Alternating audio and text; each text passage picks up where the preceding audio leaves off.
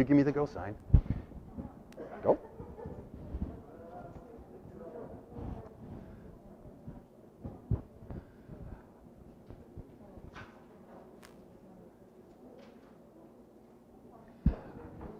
Hi, good afternoon, ladies and gentlemen. Thanks for being here today. My name is Larry Reed, and it's my pleasure and my honor to be the MC this afternoon for what truly is a celebration of a great life. All of us here have met Gordon Gore or are related to Gordon Gore. Before we get underway, and we've got a lot of speakers here today and a lot of cool science demonstrations, which of course Gordy would have loved for sure.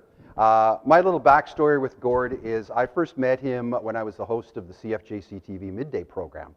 And he and Gord Stewart came on the show on a regular basis and did science experiments, talked about the Big Little Science Center. But at the same time, Gord and I formed a unique friendship.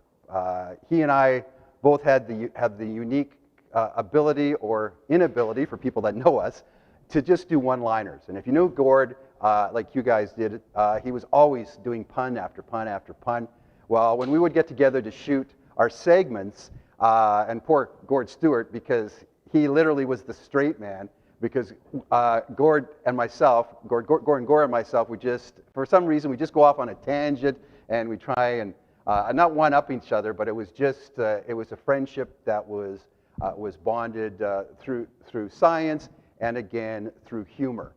You know, when I was reflecting today on Gord's life, you know, he truly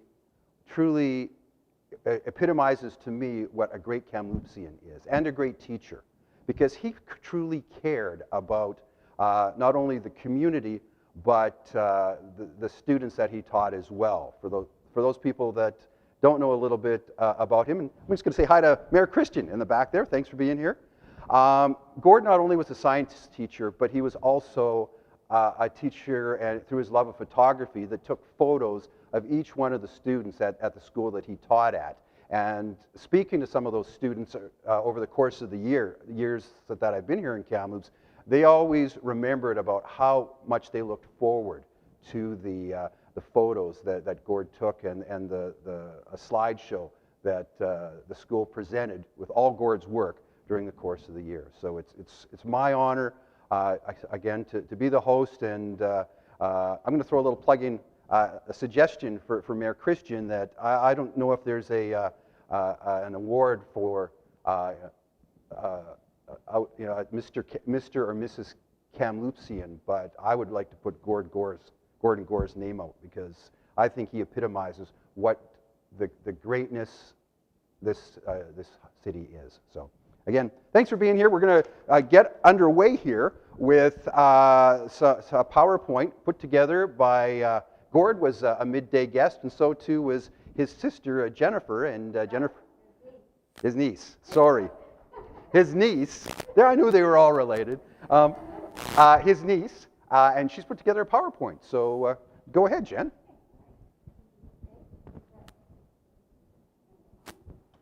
Is that on now? Okay. All right. We put together a little PowerPoint today for you. We want to welcome you all to this event. It was my uncle's wish that we not have a funeral for him. He really wanted to have a science show with some of his favorite science experiments and have people come and have fun. And this is exactly what he wanted to do. The only thing he'd be disappointed is that everybody can't be together in this room, but there are so many people that are joining us virtually as well. So we're happy for the science of that. So this PowerPoint is a little bit of memory of his life, and throughout the PowerPoint I've read some of the excerpts from his personal essays that he wrote. So you'll hear his own words about his life.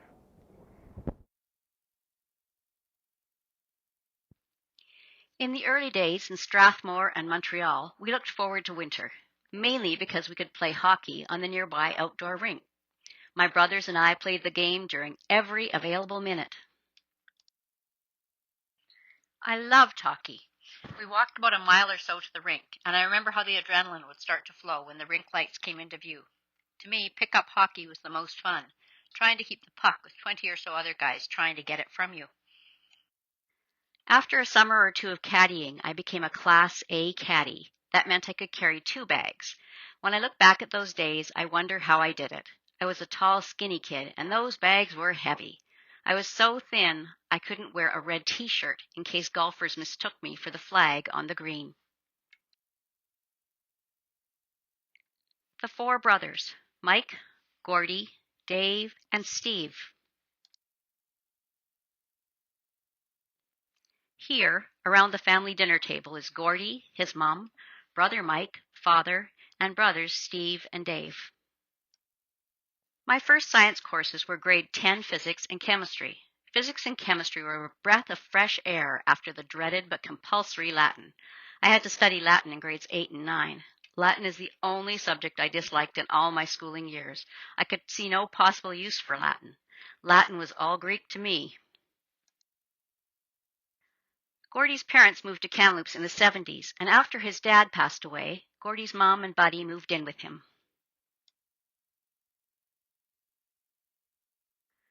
Gordy's mom and the infamous Buddy were truly his 2 best friends. After Mom and Dad had both passed away, I inherited Buddy. Buddy went everywhere I went, sitting in the front passenger seat, looking like a human the way he sat up watching traffic and pedestrians. Buddy was great company for a loner like yours truly. He truly was my best friend and buddy ever. In these pictures, Gordy is celebrating the holidays with Suzanne, Dave, Jennifer, and Betty May, and the ever-growing family. Gordy always enjoyed the reactions of the young ones and loved capturing his own candid shots of them. Gordy had a special relationship with his brother Mike, who was always there for him. He especially enjoyed spending time with Mike's girls, Cheryl and Linda, as they grew up, and one of his special joys was teasing Linda and her kids. Gordy's brother Steve passed away in 2020, just a few months before Gordy. As a young teacher, Gordy taught at John Oliver Secondary. He wrote, "The principal, Mr. Kelly, popped in for a visit one day when I was teaching a regular grade 9 class about energy transformations. To illustrate my topic, I had collected a number of toys that involved energy conversion from one form to another. The kids were not used to science teachers actually making the topic real with examples they understood, and they loved my demonstrations. The principal obviously enjoyed my lesson as well and left me a brief handwritten note saying, 'You are making the subject very real.' I treasured that little note." Gordy was very well known for his bad jokes, and they made his lessons even more fun. Westside Secondary School was near and dear to Gordy's heart. He wrote, "One year I wanted to sponsor a team, a winning team. Then a brilliant idea came to me. I get one every 10 years or so. Why not put together a team in a sport that no other school plays?" We decided to call the team the Westside Institute of Tiddlywinkers, TWIT for short. All of a sudden, the school was full of big and little twits. I, of course, was the head twit. In January of 2000, I wrote a letter to the Superintendent of Schools for School District 73, Dr. Terry Sullivan. I asked if a school might have an empty classroom in which I might set up a science center for kids. A quick response came saying that Mr. Bill Koch, principal of David Thompson Elementary School, would like to accommodate me. DT happened to be a few minutes down the road from where I lived at that time.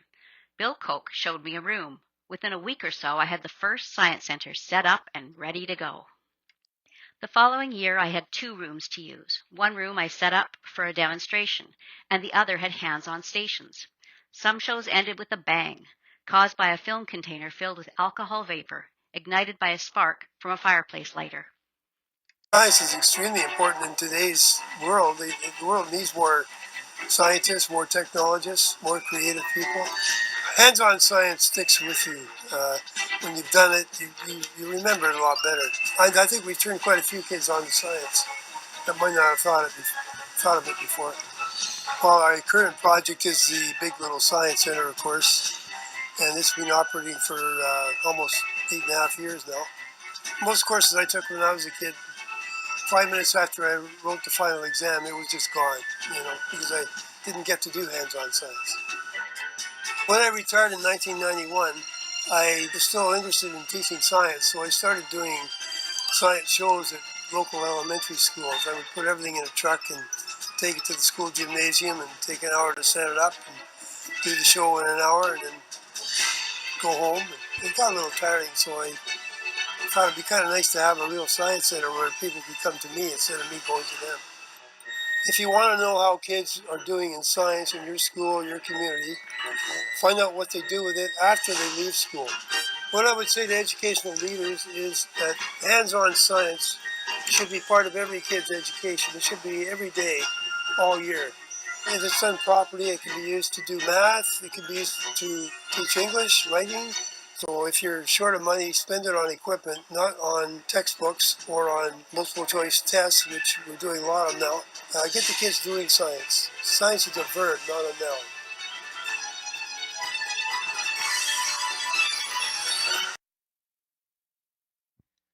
I enjoy doing my science shows, especially ones where I can have fun with the kids and their parents. Shows are the most fun when we manage to make kids and their parents laugh, and we do that a lot. Gordy authored or co-authored over 15 textbooks and 10 books of science experiments for youth. The popular hands-on Physics 11 and Physics 12 texts were first published in 1986, and they're still used today.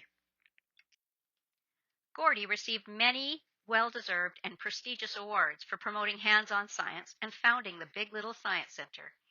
The slides that follow highlight some of those awards. Outstanding Science Teacher of the Year in 1996.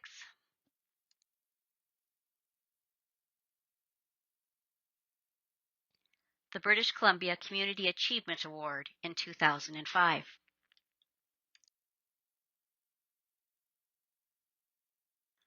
In 2007, he received an Honorary Doctor of Letters degree from Thompson Rivers University.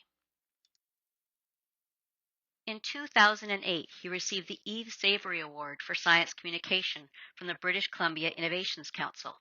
At that time, Gordy wrote, "When the British Columbia Innovations Council invited yours truly to their gala dinner to receive the prestigious Eve Savory Award for Science Communication, one of the first questions I asked, after recovering from the surprise of being presented with such an award, was, 'Do I have to dress like a penguin?'"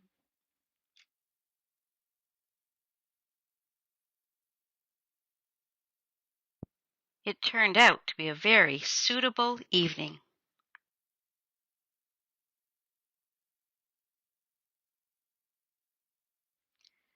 Gordy also received the Natural Sciences and Engineering Research Council of Canada Award for Science Promotion in 2012. Also in 2012, he received the Diamond Jubilee Award.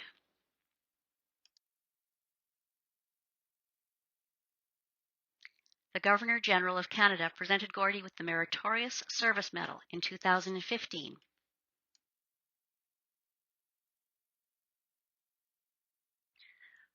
Gordy was seldom seen without a camera in his hands.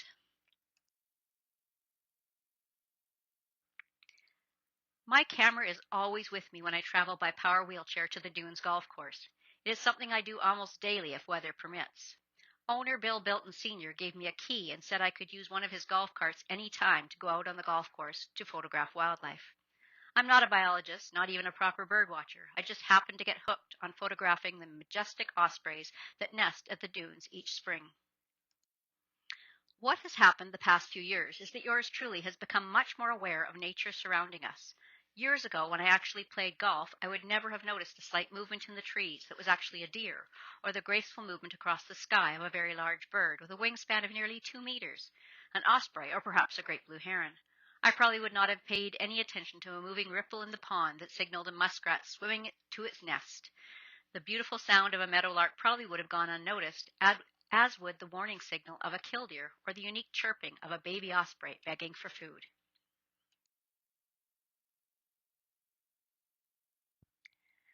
Gordy was especially skilled at capturing candid shots, and these pictures were treasured by family, friends, and students.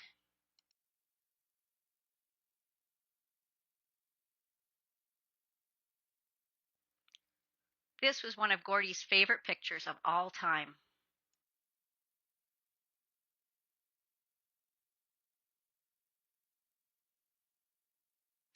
Look at the priceless expression on this young fellow's face as he reacted to an experiment done by Gord Stewart.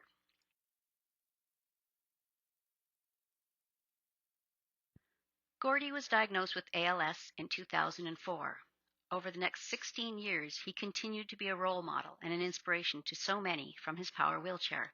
He supported the ALS Society by sharing his photos with participants in the annual ALS golf tournament. Gordy also enjoyed sharing his nature photos and his sense of humor with staff and fellow residents of the hamlets. Gordy wrote, "Every intelligent human being must wonder at times, why am I here? Often I feel depressed and lonely, but when this happens, I try to remind myself that I feel best when I am doing something or making something that will be helpful to other people. This is how many of my writing projects get started. The happiest people on earth are probably those who spend their lives helping other people. Genuinely happy people have a central purpose in life other than personal gain. These are people whose lifestyles embody empathy and genuine kindness to others. Truly happy people measure prosperity not in dollars, but in friends they have made and people they have helped.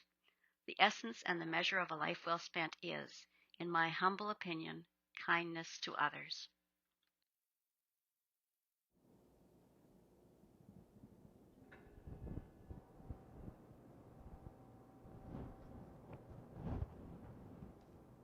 All right, thanks, Jen. Obviously, Gord has left a legacy in many ways, with the Big Little Science Center as a prime example of that. His love of science has resulted in this, and of course, many children who have come to the Big Little Science Center who were taught by Gord, and they themselves have moved into the science or the medical field. To speak right now on behalf of the Big Little Science Center, we'd like to welcome Annette Glover to come up and say a few words. Annette?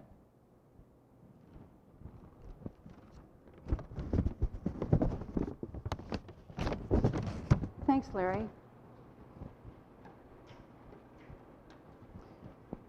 Well, it's so nice that so many of you could come, especially through these trying times, but and also that we're showing this live as well, so welcome all. So on behalf of the Science Center and all past societies, I really appreciate being able to say some words to recognize Gordy to us.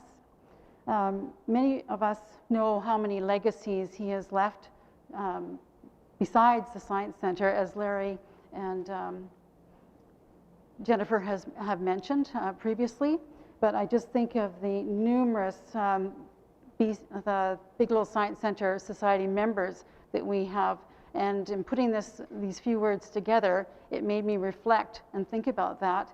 Right now, there's 3 of us that have been steady core on the Science Center Board of Directors, and it's so much fun that I really have a hard time to let it go. I remember Gordy, for example, at the early meetings. As many of you know, Gordy was one more to do things and action versus to sit around and have discussions.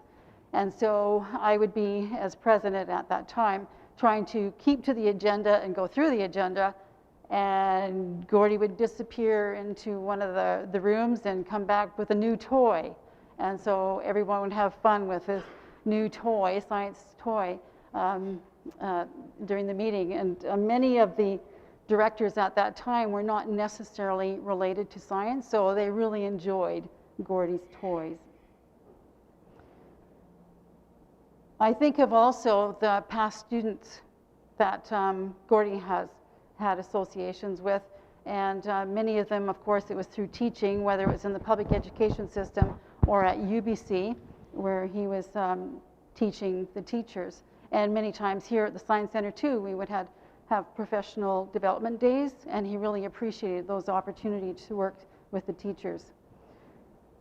The fundamental and mandatory, I think of Gord Stewart when kids come to visit, it is absolutely necessary here to have hands-on. And that's our philosophical belief with the Science Center here that everything we have in the center is hands-on. And that was particularly highlighted with Gordie's way that he taught the teachers, the way he wanted education done. And we really appreciate that too, because you're having fun as you're learning the science, and he liked that. And the photos that he has taken over the years definitely depict the fun that the kids have and the natural ability to learn science through that hands-on. I think also of the numerous students that have had the pleasure to work with Gordie and volunteer here at the Science Center, whether it was a volunteer that is now a veterinarian in Saskatchewan, or the association.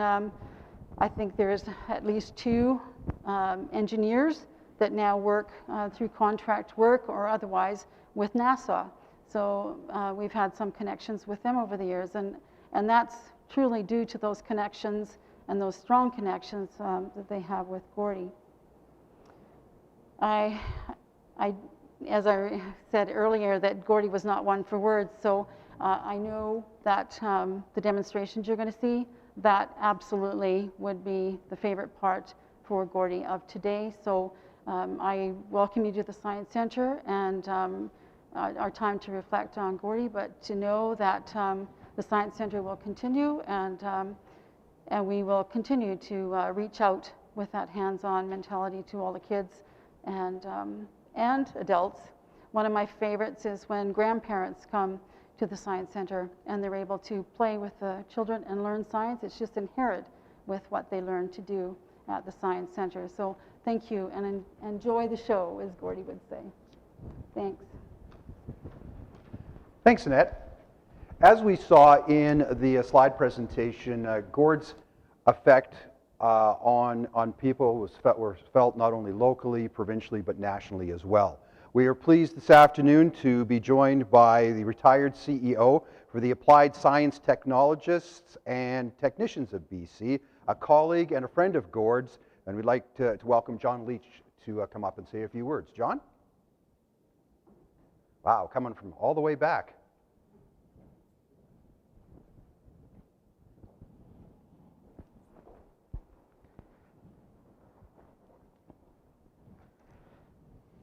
Well, thanks so much for the opportunity to be here today. It was quite a delight when I got the note from Gord Stewart saying that we were going to celebrate Gordie in this way, and how appropriate. I'm just one of many organizations and people in the community, broader community, that had a linkage with Gord and a linkage with the Big Little Science Center. I was introduced to the Big Little Science Center by Annette over a decade ago, and it proved one of those relationships that it was enduring, but also a lot of fun. In addition to our professional regulatory role, our association was quite active in promoting STEM, science, technology, engineering, and math. And it seemed natural for us when we came to know about the work of Gordie and the Big Little Science Center that we would step up. Gord Stewart, that is, let me know the other day that, in fact, our association to date has contributed a little over $44,000 to the Big Little Science Center, and it's delightful to see you in this new facility. One of the other local events in which we were both involved was when we were at the Kamloops First Nation. They hosted an event where we launched the First Nations Careers Council. And what was, in addition to the launch of that day, what was particularly memorable is that we hosted a class of First Nations kids. And true to form, it was one of those absolutely delightful times. It was fun, it was engaging. And sitting as one of the adults in the back row, it was really, really tough to sit on your hands and not get engaged and involved, because you really wanted to be there with the kids. In thinking about the opportunity to say a few words today, and we all know STEM, science, technology, engineering, and math, I thought, how appropriate to come up with a STEM of his own. So I came up with a STEM for Gore, scientist, teacher, enthusiast, and mentor. As a scientist, we know Gord from time to time wore a white lab coat, but you know, the scientist and the white lab coat came to there was very little correlation between the two with Gordy, because he was not inclined, of course, to be in the back room working in a lab. He wanted to be up front. He wanted to be engaged. As a teacher, he helped breathe life into science. He got kids enthused, minds of all ages, youth in particular, to come to better know.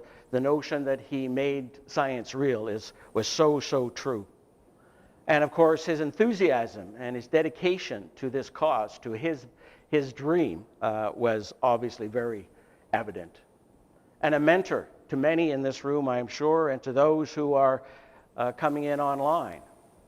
He was a mentor to Gord Stewart, and I think it would be appropriate today, and Gordy would want to say thank you to Gord.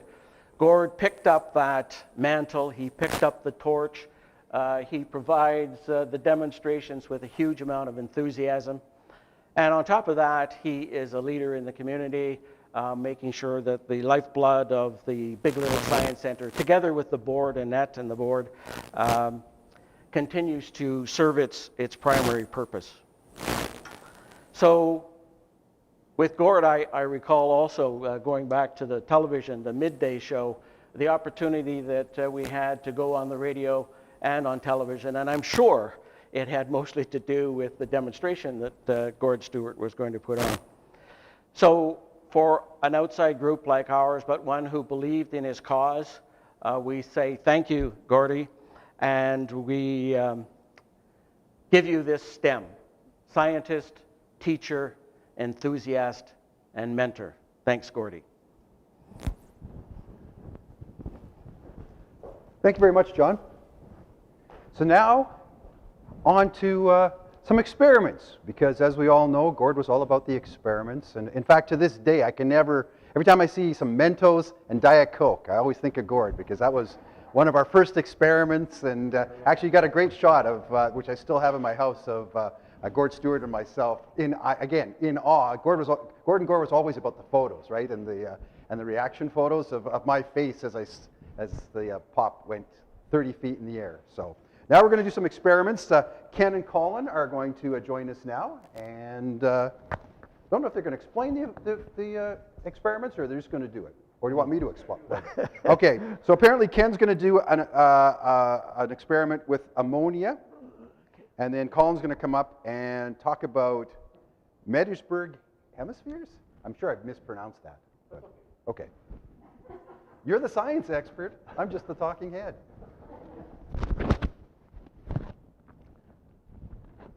Well, it's certainly nice to join you here in remembering Gordy. He was a master at delivering science demos, and he was also a master at wordplay and puns.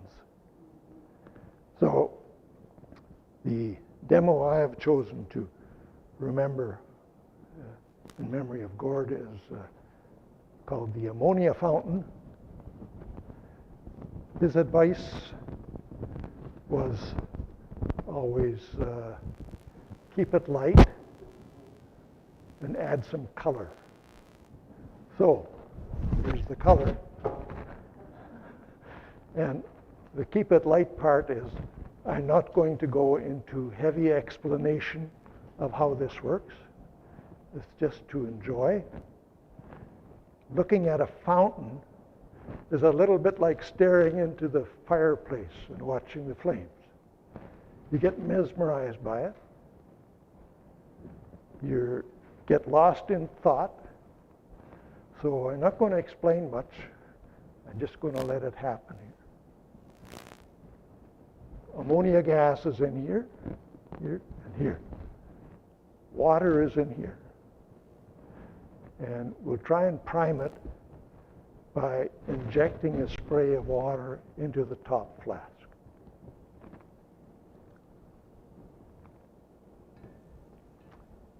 You can notice that this one is now filling. Oh, and there's a the color change, adding color.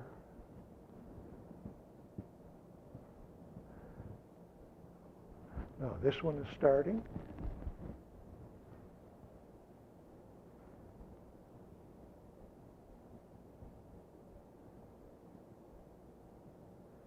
It's kind of fun to watch.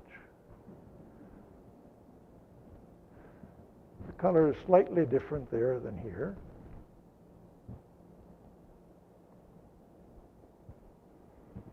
And this one's about to start. There we go.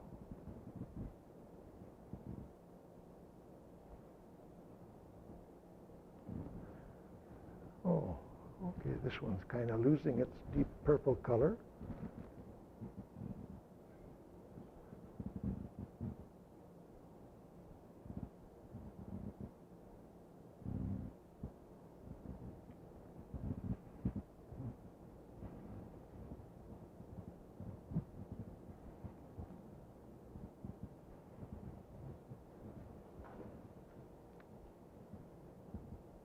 It takes about 3 minutes to complete.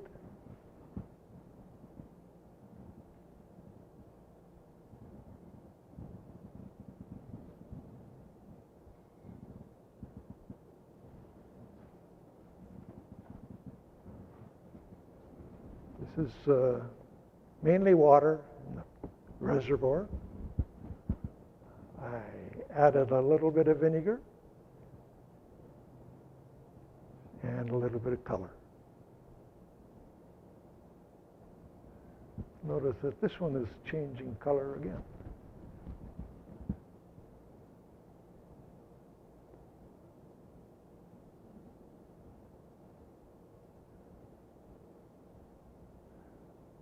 We do a number of fountain demos here, different kinds of fountains, but this was certainly Gordy's favorite.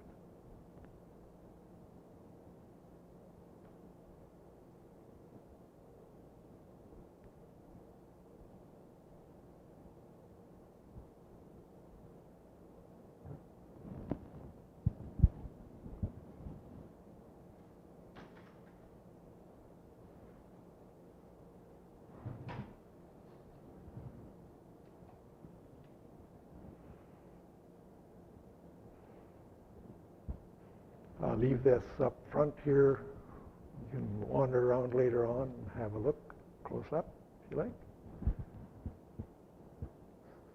So that completes my first demo.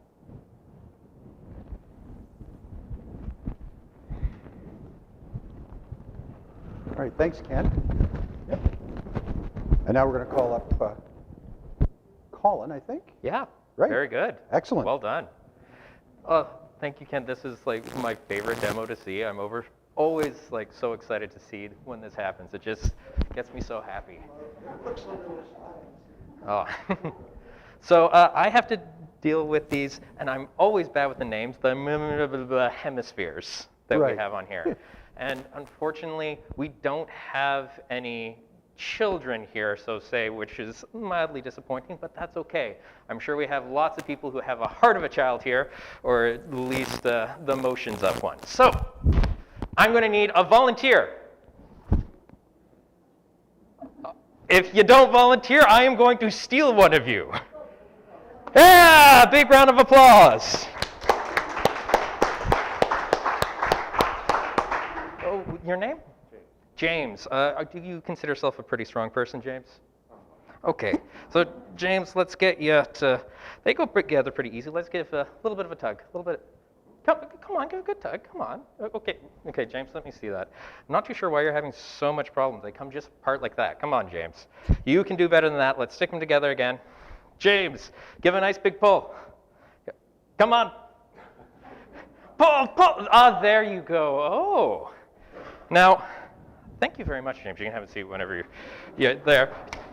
James, you're a little bit tricksy. You knew my tricks. And does anybody know what's holding these together? What was that? Oh, that is the most common answer, and unfortunately, it is not the correct answer. Suction is not really a real thing. It's just a concept that we use. It's a word that describes a concept that's very helpful to us.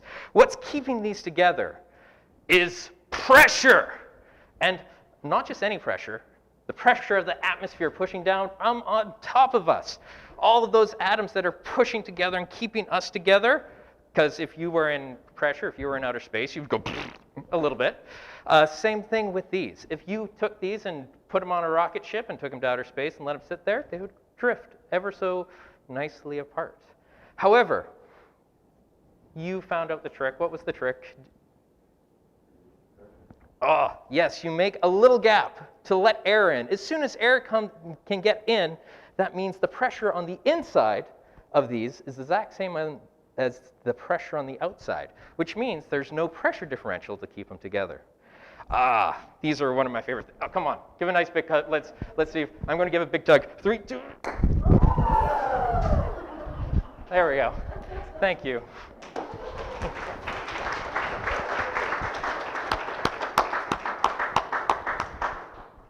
Thank you, Colin. And you did sign that waiver, so you're not going to sue Big Little Science Center for that accident that you just.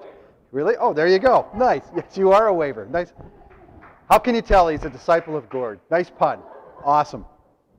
You know, TV and pictures are a wonderful thing. And as I found out actually on Friday when Gord Stewart and I met, we're going to go through the magic of video. We are going to go back through time, back to a time when Gordon appeared on Midday, and I actually had hair. So that's how far back we are going. Yes. Oh, thank you. Thank you, Jen. And here we go. Midday program is on a roll. Oh, we'll be on a roll in a second here. We're at the Big Little Science Center with Gordon Gore and his faithful cohort. Cy joins us. Are you going to do a little leaf blowing here or what? Well, we're going to do a little demonstration of the Bernoulli principle. When you speed up air, you create a low pressure area, and that will make this toilet paper rise and maybe do something else. This is actually how you get toilet paper to an elephant, because they need a lot, right? Do you believe that, Cy? Sometimes. Sometimes? All right. You like being the assistant here, don't you? Yeah. All right. Okay, so here we go, Gord. This is a leaf blower, and we're going to create a very high speed air. Here we go. We're got to find the switch first.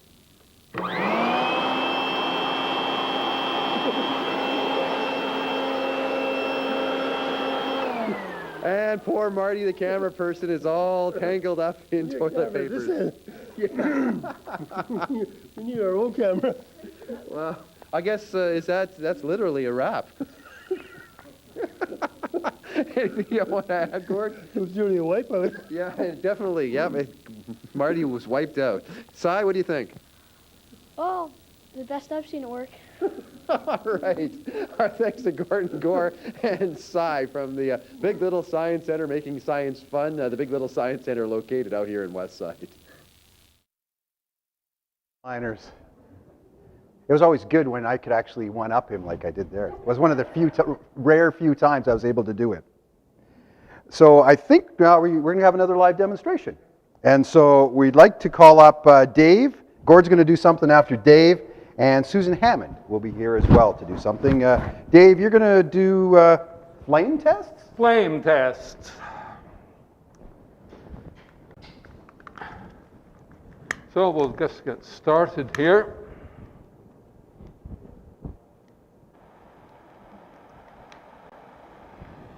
Gord, as you see, did a great job of popularizing science. In these days, we need all the help we can get. There are some people with strange ideas. End of sermon. Okay, one of my favorite things is something I learned first when I started chemistry donkey's ages ago, were flame tests. If you spray certain elements into flames, and it might help if we could have the lights down, please. Now, down, down, down, down, down, if possible. Well, let's see how it works. Oops.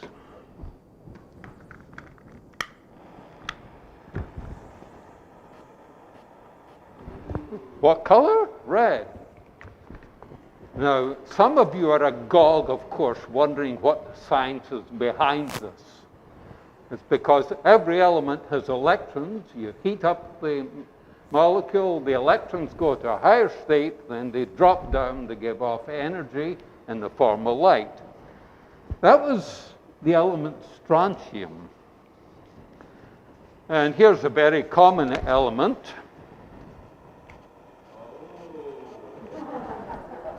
Copper. And you've all seen probably when you overheat copper, if you're soldering or something, you get green flame. That's the reason. Very common one. Oops. That was sodium. Have you ever seen sodium lights in the cities? Of course you have. It's one of the major forms of lighting. This one is not quite as bright. This is potassium, but you see the lovely lilac-colored flame you get from that. And of course, this one is usually pretty good. This is Wow. strontium. What practical uses?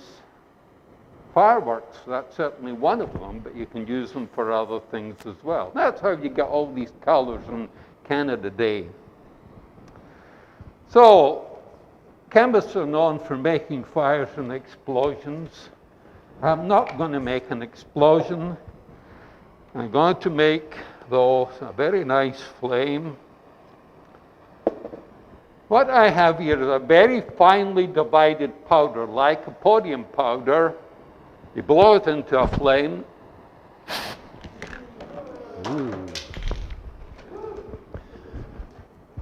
Ooh, that, you want it again? Yeah.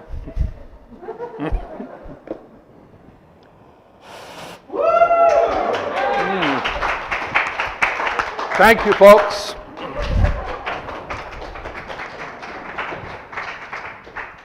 Thanks, Dave. You're fired. Couldn't resist. You learned these puns from Gordy. Yeah, yes, I did. All right, from Dave, we move to Gord Stewart, who is going to do an experiment on electromagnets. And I have to say, from a personal standpoint, I couldn't think of anyone better to continue the legacy of Gordon Gore than this man right here, Gordon Stewart. They formed, immediately when they met each other, I think they formed a great bond, and Gord Stewart carrying on the tradition here at the Big Little Science Center. Nobody better to do that. So thank you, Gord, on behalf of everyone.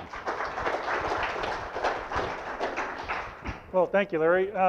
Actually, I changed up the show on him, so he didn't know. It's that electromagnetics. I'm going to show you what I learned from Gordy about how to actually pour sound into a glass. So you have a few steps to it. First off, I'll show you that we can actually make sound easily just with nice big flames. A couple of tubes here. Now, I'm going to hold them over here. Trick is I have to wait till my hands start to smoke, so it'll take a minute. We'll see how it goes. Is that a minute yet? It's getting hot. Okay, here we go.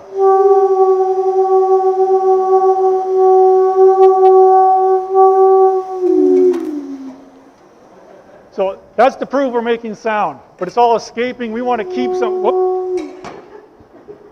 Okay, we want to keep some of that sound for a second or two in a glass.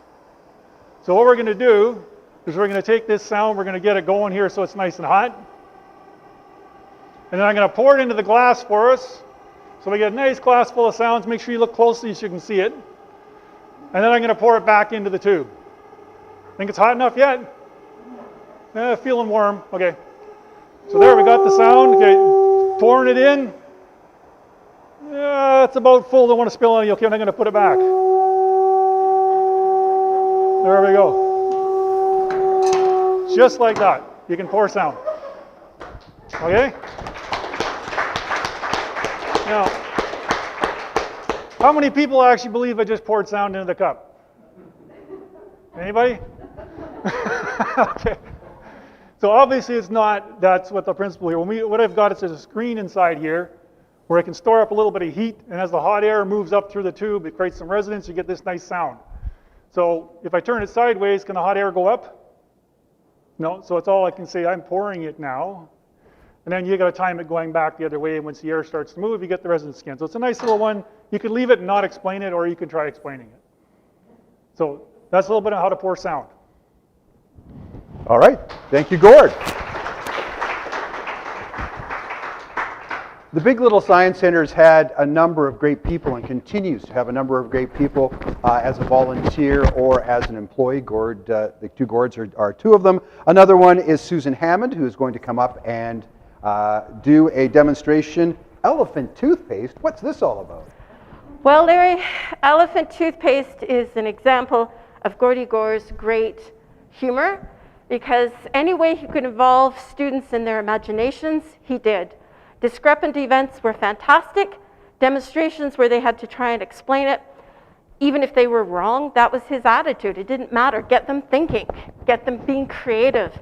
And elephant toothpaste is a great way to get them imagining a whole world out there beyond the walls where they are now. And involving the students as much as possible. You're talking about staff and other members. This is Connor, one of our ongoing staff members who have been helping us for a few years now, in the summer as well as through the year. So he's going to help us out. We're going to do a few different things, mix some chemicals together and see what we can do. Now, this is a graduated cylinder, and you all know why it's called a graduated cylinder, right? Because it finished high school?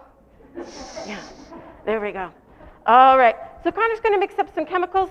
Number one, we're going to throw in one of our favorite ways of creating bubbles, and kids love bubbles, so we're going to throw in a good bit of dish soap and hope that that's going to make a bit of a fun reaction. Now we're adding in another chemical. It looks like water. There are lots of different chemicals that look like water, and getting kids to realize that, you know, just because it looks like water doesn't mean it is water is really critical, because it's going to change their point of view and being safe in the world. And now we've got a lovely blue mixture in there, and we're going to add in a bit of a solid, a mystery white powder. And now we're going to be able to polish any elephant's tusk that's out there. And you need lots of bubbles. And just imagine the size of the toothbrush you would need. And you get a color change, and it just keeps on going. It's quite fantastic. Thank you very much, Connor. You get a little bit of extra things.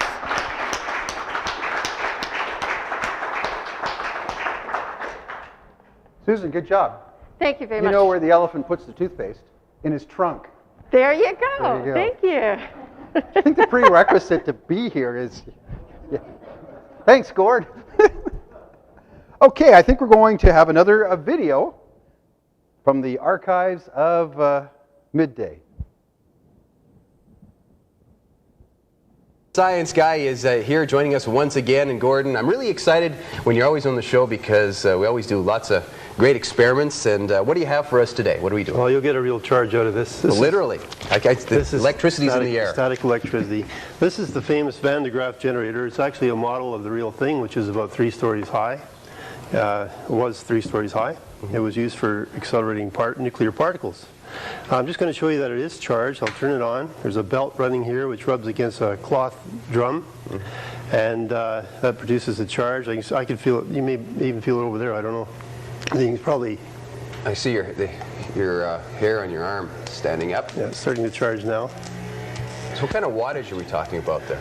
I don't know, the wattage is not very much, but the voltage is very... You mean the voltage, I guess. Yes. It's about 500,000 volts, which sounds terribly dangerous. It does. But the current is extremely small. Just to show you it's charged so you can see it, this is a little electroscope. You can see it's obviously charged. Dome is charged. Now, these are some of the most popular experiments, aren't they, when kids go to science centers? This is the climax of any science show. The Van de Graaff is very handy for classroom use because in some parts of British Columbia they actually have rain, you know, not like here. and they can't get a charge using the usual method, so the Van de Graaff is a big help to them. One of my favorite demonstrations are flying saucers. These are flying saucers here. And this is their home base. It's a round top, so I have to tape down the first one, otherwise they all slide off. Okay, there's our launch pad, if you like. And here we go. And here's a few flying saucers, potential flying saucers. Here we go. One more. I see a few lids are going to be flipped here today. That's for sure. Okay. Okay. Are you ready? Yeah. Okay, what's going to happen? Let's see. So they're like, oh, holy cow, look at that. We have liftoff. We have liftoff. Those are your flying saucers. So, so what are we learning here? Well, we learned that if objects have the same charge on them, they repel each other. Right. That's the main thing you learn from this. Another interesting application of this, if I want to take the charge off, I just touch it with something like this. A coffee can works well because it has lots of grounds in it. Grounds charge. That's right. Good one. Now this you and I are reading the same joke books, obviously. Ooh. And that's a bad sign. So you're giving it a toupee there? Giving it a toupee. This is a rabbit's fur, and I use this for producing static charge sometimes. But I always tell the people at my science shows that I'm going to bring the rabbit back to life. So let's bring it back to life here. There we go. This is definitely a hair-raising experience. It is, you know, more ways than one. And he's back to life. There you go. Wow. Sometimes it flies off. When you get cracking, you literally get cracking. That's for sure. Static electricity cracking. Okay. Okay, so are we ready for the piece de resistance? We have a volunteer here. Yes, our lovely assistant today, Kara Byers, usually behind the camera today, folks, working in front. Thanks for submitting to this, Kara. Oh, no problem. This could be revolting, I'll warn you. Well, I hope you're taping this because you might want to see it later. Yeah, I see a segment in the Christmas party video, folks. You know, we knew you had electricity when you're around, Kara. This now proves it. That's definitely working well. You have the right kind of hair for this, that's for sure. Okay. Okay, so how long is it going to take Kara's hair to go back there? I know. Well, actually, it will probably stay that way the rest of her life. Oh, really? Oh. No, not really. I'm gonna don't step down yet. I'm going to turn it off. Okay. And if you take your hands off and stay on she's standing on a styrofoam platform, so she's insulated, and her hair will stay that way until the charge leaks away, which it won't do on a dry day like this. So if the whole floor was made of styrofoam, you'd stay like that all day. But as soon as you step down, then her hair. And no, not quite. Semi-returns. You're still a little bit insulated, but it'll go away eventually. Maybe about 4 weeks, and then it'll be gone. Not really. It'll be gone in a few minutes. So, Gordon, I guess people in the audience looking at that going, ohm, ohm. Because today's experiments, of course, electricity. That was electricity, static electricity, and. Excellent. Well, thanks for joining us. That's about all we have. Yeah, so you're going to take a few weeks off and join us later, I would imagine. That's up to you guys. Yeah. Well, it was fun. Thank you. Thank you. Gordon Gore, of course, a former science teacher actually here in the Kamloops District, our science guy. When we come back, we'll talk about the Kamloops Interior Summer School of Music, that and a whole lot more. You're watching TV7 Midday.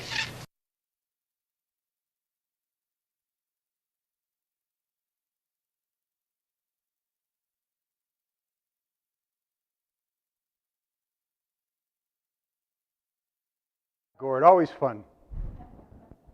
Okay, now we're going to go back to some more demos, and Spencer is going to come up and talk about and do an experiment on magnetism.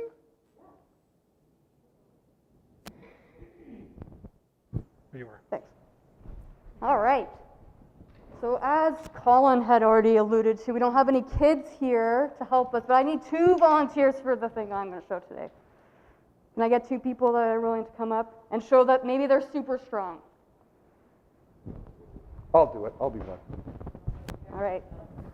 So I'm going to get you to the two of you to do is try and get the 2 ends of these mystery sticks to attach together. What? Can you get them together? Are you not strong enough? What's going on? There's some magnetism here. What? All right, thank you so much.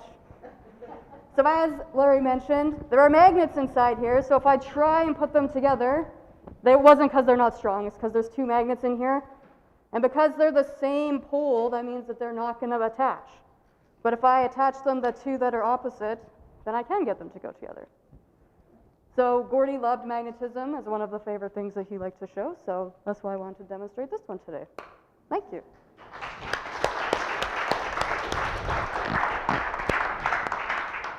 All right. Thanks, Spencer. Now Ken's going to come up and do a second experiment. Water to wine, milk to beer. This sounds interesting. And expensive as well.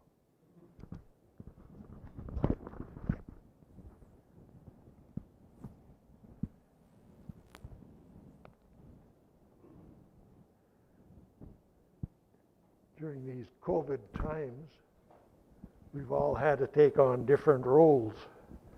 So I'm not very good in the kitchen, but I can mix some drinks. So I'll play the bartending role today. And as a starter, we'll, oh, I'm getting all mixed up here. I know where that went.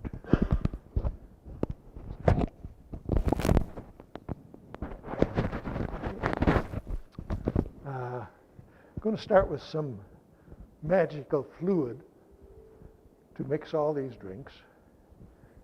And it's got a pretty fancy formula there. We have this on tap, by the way. It's actually made in Kamloops, purified in Kamloops, a nice state-of-the-art plant on Lawrence Street.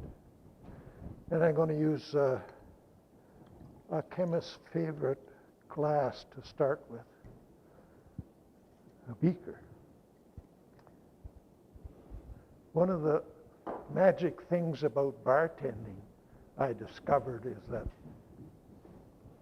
for the right kind of drink, you have to have the right kind of glass.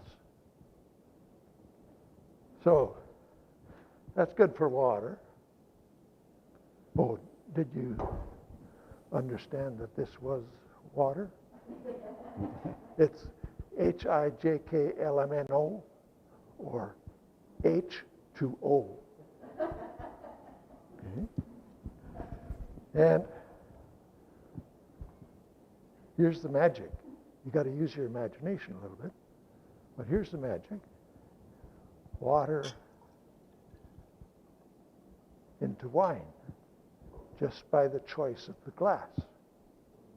Okay. Water and wine. You're not terribly impressed. Well, you may want to use a little color. Oh, that's a kind of a blush wine. Okay. I discovered that the reason the wine glasses are always tulip-shaped is that so adults can take the glass and kind of play with it. They can swirl it around and be entertained by all the little swirls they get. But they also tell me that by swirling it, you aerate the wine, and so it gives a nice bouquet. Well, I don't know if that's right or not. This is not a wine glass. This is a glass for a nice cold drink of milk.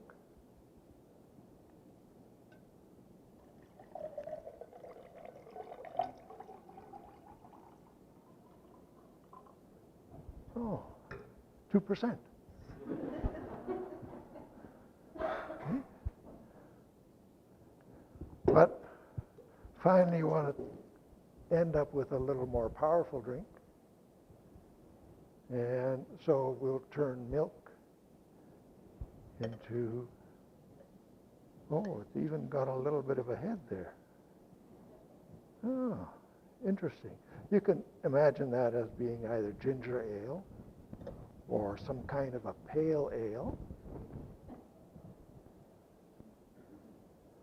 There. Now the hands-on part of this, Gordy liked to do hands-on things. These drinks are hands-off. Okay? But the hands-on part of it will be, in just a little while, we'll have refreshments and so on. So no matter what the shape of the glass or what your choice of beverage, raise your glass and remember Gordy.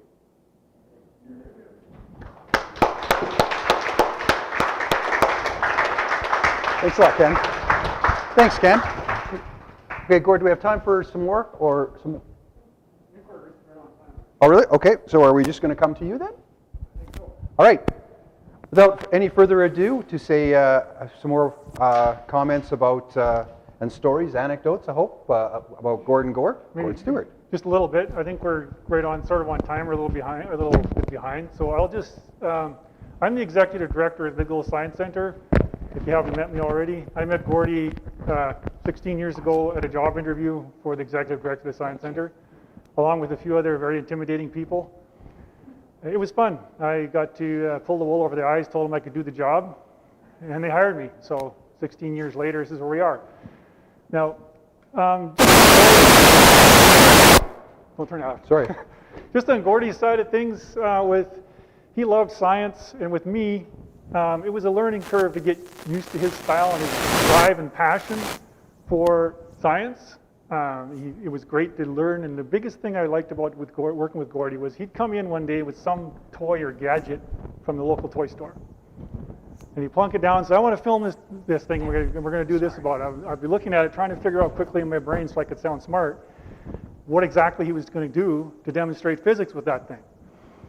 So one of the weirdest ones he brought in was this little slide that these penguins slid down.